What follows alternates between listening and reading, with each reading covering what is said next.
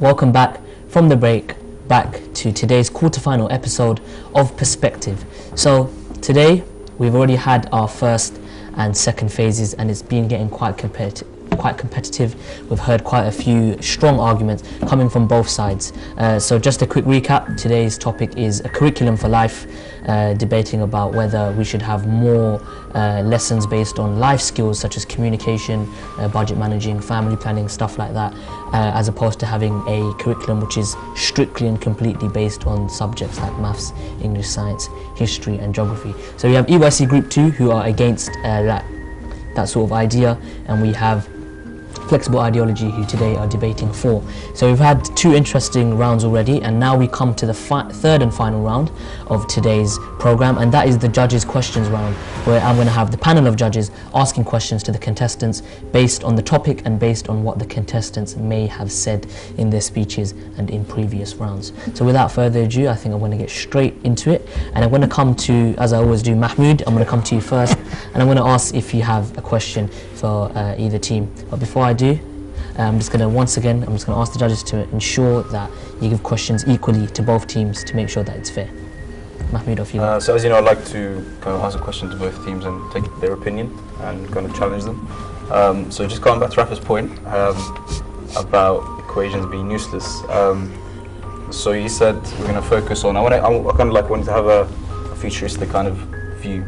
If you focus too much on soft skills, such as how to pay your mortgage and basic finances, if you ignore equations which are behind how you actually get your mortgage, do you not think we're going to end up with a population in the future that doesn't have these hard skills to actually develop us and grow the economy and grow the kind of like technology? That's the question with both teams. I don't know if that makes sense. Yeah, I think you struck a very personal chord with Mahmoud when you said that. It's a question for both teams, just to kind of get your opinion on it. Okay, so do you think that if we focus too much on life skills, eventually it will lead to a population who find their skill set very, very limited? Thank you very much, David. Very limited, and you need different people to be skilled in different areas in order for an economy to thrive. So if you have too many lessons on life skills, do you think that this limits the amount of skills that the population generally has? So Mahmoud said it was a question to both teams. I think we'll come to Flexible Ideology first, and can Flexible Ideology please give us a response to Mahmoud's question? I think Rafa's going to respond. So like before, I said we're not asking to get rid of all lessons, and I will just make an example about equations. That's the first thing that came into my head. So what are your opinion on the subject itself, the question itself? So is that, are you done, Rafa? Yeah. Okay, so Mahmoud fires a shot, Rafa fires back. Now Mahmoud said the question was for both teams, so EYC Group 2, would you guys have a response for that?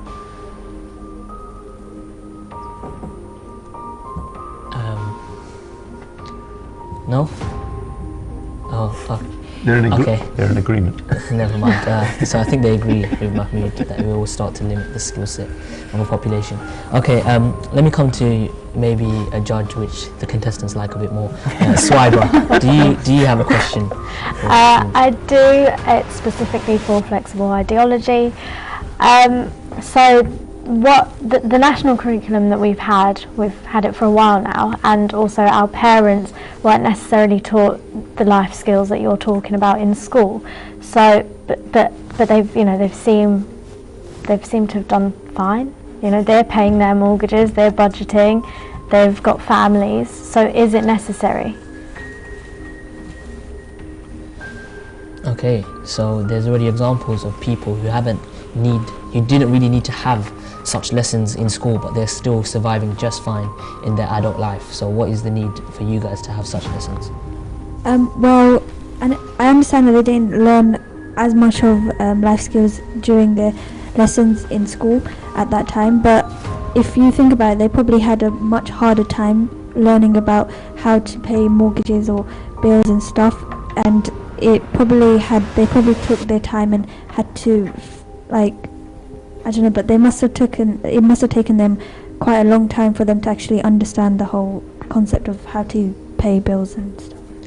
Okay, so if you go through the learning at an age where you're learning anyway, I think it will make your life in the future much easier, as opposed to you feeling like you've been powered with more and more stuff to learn in your older years. Swiber, are you? That makes complete sense. Okay, David, do you have a question? I'll ask EYC group whether they really and truly believe that the present curriculum totally suits people for when they leave, not necessarily for those that are going on to higher education with their background, but some people might be leaving as soon as they can. And does the curriculum totally suit those people? Okay, would you guys like to respond to that? I think Can it you hold kind the of mic does. close to your mouth, please? I think it kind of does, because we have EBAC and that has everything involved with, like, any job that you want to do is going to somehow link back to any of one of those subjects. Okay, David, you pleased with that? Yes, I would have been happier if you'd been I think perhaps we're focusing very much on schools at the moment. But if you're talking about curriculums which are outside schools, which are still part of the education system, it would have been good at that point to have mentioned those curriculums. We are I think in our discussion, very school focused, but education is about more than just schools. Okay. Sorry, that's the point I'm picking myself. Thank you very much, David. Mahmood, do you have another question? I did. Kind of forgot it now. I see a lot written down on a sheet of paper. If I can come in with a question, sure, this sure. time for Save him again, David. my question would be, if you were going for a more flexible curriculum, or topics within the curriculum which are flexible, who's going to decide that? What are you going to? First of all, what are you going to give up? I know you said that you're not going to cut geography. You will still teach equations, but something will have to give. So what are you? And who's going to decide what's given up? Is it going to be pupils? Is it going to be schools? Okay. So in order to implement these more of these lessons on life skills, what are you going to give up, and who's going to decide how that is given up and what is given up? Okay, so flexible ideology, can I ask you guys please to respond to David's question? I think Rafa's going to respond.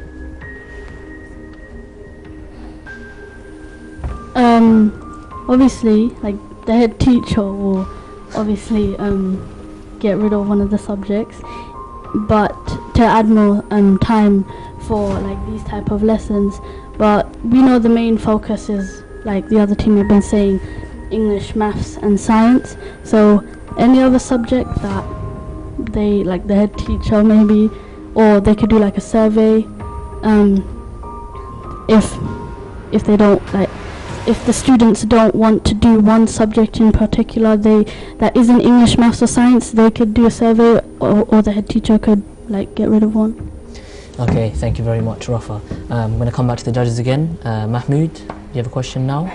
Or would you like David to save you again? I think David's going to have to save the day. Swiber, perhaps you can throw him a lifeline this time. Sure. EYC Group 2, my question is, well, actually, sort of just following on from what a lot of us have said, we young people spend so much time at school, most of their time, I'd say. So is it not just sort of more convenient if we try to teach life skills alongside the important things like math, science and English? Wouldn't that just be more effective and make more sense to do? So it's out of the way and then we don't need to worry about it. Okay. So since pupils go into school with the mindset of learning, surely you teach it to them then, as opposed to outside of school, maybe when they just want to relax, or maybe later on in life where they're probably occupied with other things. So, like, outside of school, if, like, what you want to do is, like, rest or, like, have your own time to do your own things, yeah, then, like, will it actually help you in later life? Like, you can spend that time, or, like, most of that time, doing what you think will actually benefit your life. So that, like, youth clubs are like located everywhere. Like, even if you search up, or if there's assemblies like in your school about youth clubs, like you can do so many things. Like there might be like a cooking club within it, and like you can just learn yourself. It's not like based on a teacher telling you what to do 24/7. Okay, thank you very much for your response. I'm going to call an end to that judges round there. Now we're going to move on to the final part, and that is the decision. So I want to ask the judges to now go ahead and decide the winning team and the best speaker. So the best speaker, the judges, you guys can now discuss who you think won that prize. So if you don't know, the best speaker is an award given to one of the 6 contestants, whether or not they're on the winning team, it doesn't really matter, and it's the person who spoke the best, was the most confident, and really got their points forward. So the judges are discussing that now, and we're going to announce that first. And we also have a new voting system in the quarterfinals. Each judge is going to be given a piece of paper on which they can individually write who they felt the winning team was, and this is kept from the other judges.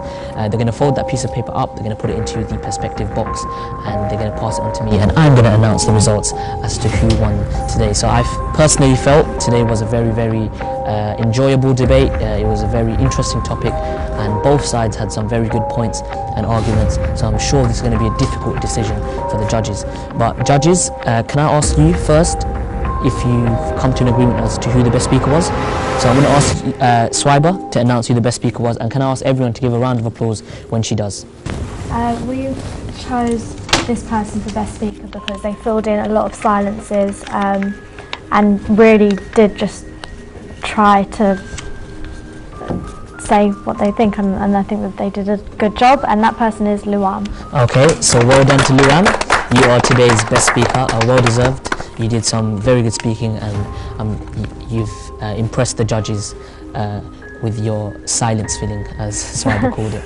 Okay, so now the judges have voted, and David yet again is going to help me in announcing the winning team. Let me just put my cards over there. Okay, so I'm going to take the first piece of paper from the perspective box, and we're going to see to which team the first judge's vote goes to. So the first judge's vote goes to EYC Group 2. Okay, so EYC Group 2, you guys have 1 vote. Let's see who the second one goes to. The second judge's vote goes to Flexible Ideology. So it's 1-1, and yet again on the quarterfinals of perspective we have to resort to the third judge's decision as to decide who's won today's debate on a curriculum for life. We had EYC Group 2 who were against, and we had Flexible Ideology who were debating for.